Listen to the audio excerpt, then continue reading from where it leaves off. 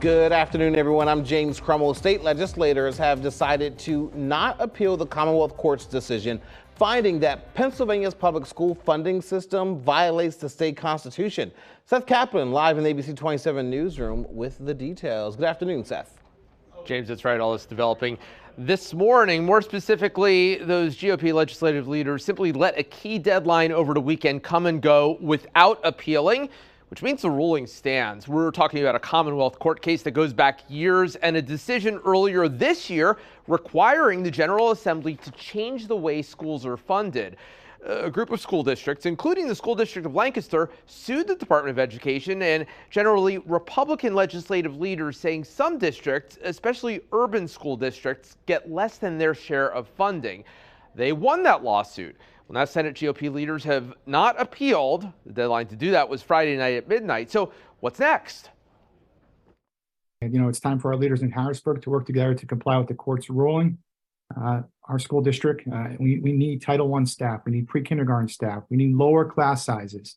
We need money to fund our buildings so we get them up to 21st century standards. The decision gives the legislature the opportunity to find a solution. I'm part of the Basic Education Funding Commission with Senator Kristen Phillips-Hill from York County, and we're going to try to come up with a way to make sure that we're providing adequate resources for the schools, but also protecting the rights and the taxpayers' money, the ones that are actually paying for this education.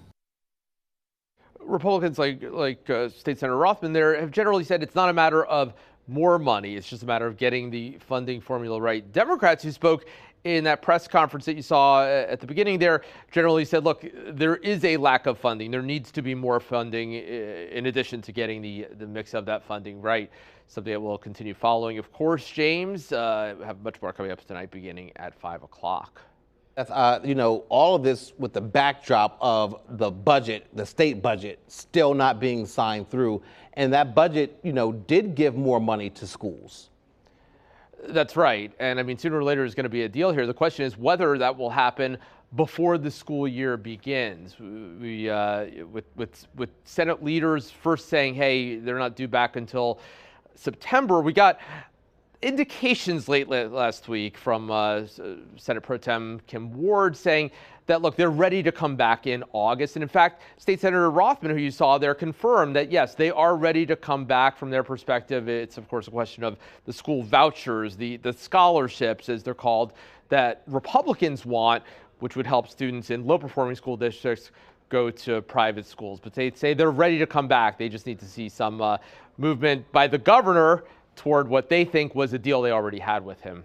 Yeah, it's all about putting those pieces of the puzzle together. Seth Kaplan, live in the ABC 27 newsroom. Thank you so much for that.